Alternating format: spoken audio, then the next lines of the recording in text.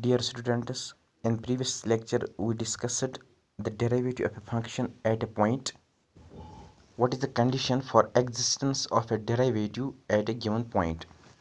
Now today we are going to discuss the derivatives of x raised to power n, that is function which is of the form of x raised to power n, like x raised to power 10, x raised to power 5, x raised to power 2. That is, we have to find d by dx or f dash of x raised to power n. We know that the derivative of a function at a point is actually the limit x tends to c f of x minus f of c upon x minus c if it exists. Now for existence of limit we have two limits, left hand limit and the right hand limit. So for this we have right derivative, that is or f dash of x, which is limit h tends to 0 for this function at a point x is x plus h minus f of x divided by h, which is right derivative, and left derivative is at a given point or at arbitrary point limit h tends to 0 f of x minus h minus f of x divided by h, which is called as the left derivative. So right derivative, that is f dash of x, is limit h tends to 0 x plus h raised to power n minus x raised to power n, which is f of x upon h. Now x plus h raised to power n can be written as x raised to power n plus h n x raised to power n minus 1 h plus so on to h raised to power n minus x raised to power n upon h. When we put h is equal to 0 in this, it is simply 0 by 0 form, because x raised to power n and minus x raised to power n will cancel. So when we cancel these two terms, we get n h x raised to power n minus 1 plus so on to h raised to power n upon h.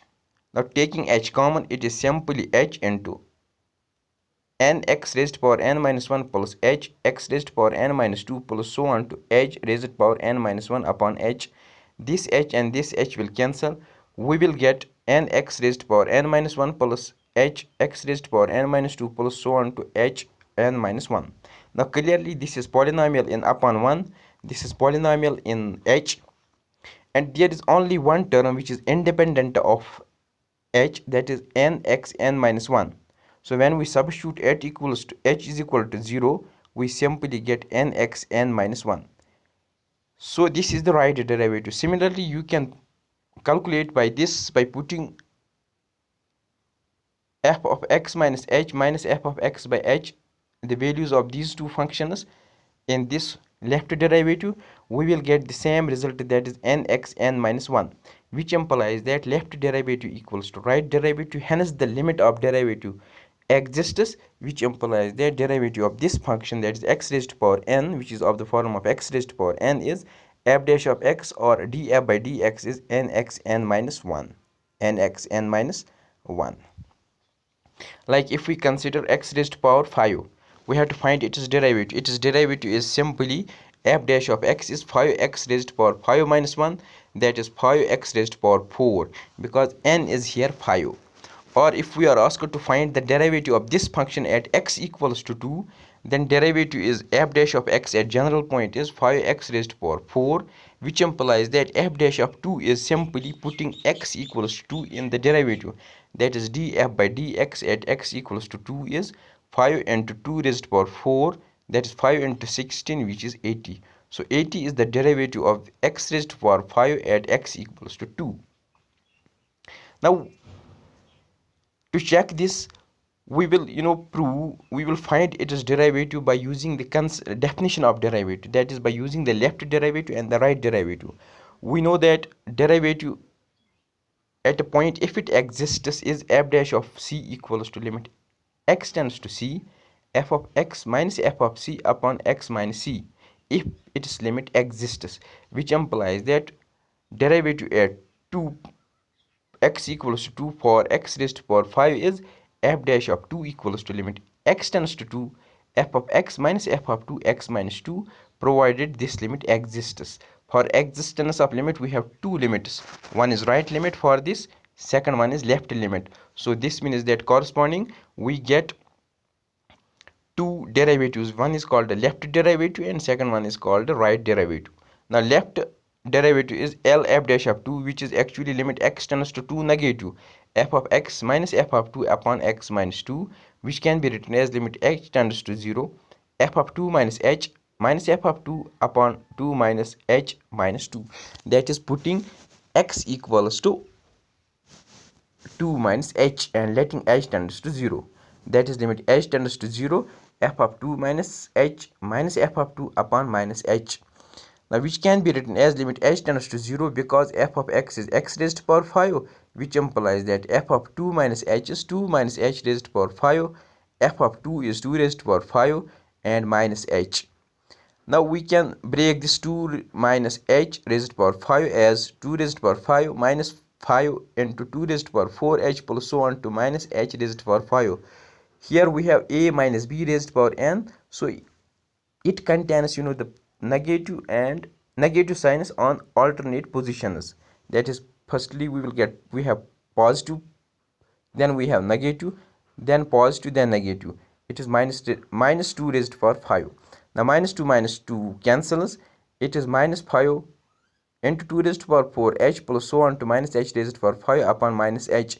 Taking h common, cancelling with this denominator, we simply get minus 2 into 2 raised to power 4 plus so on to minus h raised to power 4, sorry, here it is 4 upon minus 1. Now this is clearly this is polynomial and the constant term is minus 5 into 2 raised to power 4. Remaining terms contains h. So when we put h equals to 0, we simply get minus 5 into 2 raised to power 4 upon minus 1. That is minus minus cancels. It is 5 into 2 raised to power 4, that is 80. Now similarly we can find this right hand derivative, that is r f dash of 2, which is by putting or f dash of 2 equals to limit x tends to 0 limit h tends to 0 f of 2 plus h minus f of 2 upon h.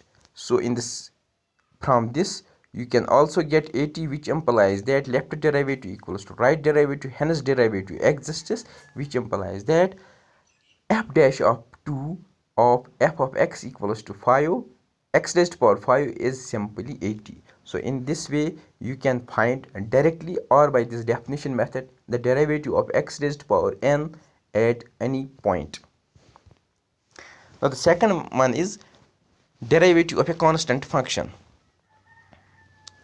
Now right derivative, we know that it is limit h tends to 0 f of x plus h minus f of x upon h.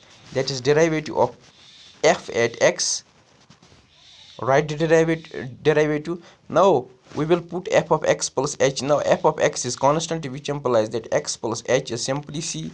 F of x is c, that is c minus c. It is 0 by h, that is limit h tends to 0 of 0, which is simply 0. Similarly, left hand derivative of this function is again 0, because by putting f of x minus h equals to c, f of x equals to c upon minus h, it is 0 by minus h, which is 0, and limit of 0 is 0. So this means that right derivative equals to left derivative, hence derivative of this constant function at any point is 0, or df by dx x equals to a, where a is arbitrary point, is 0. Like if we consider f of x equals to 5, then its derivative, that is f dash or df by dx, is 0.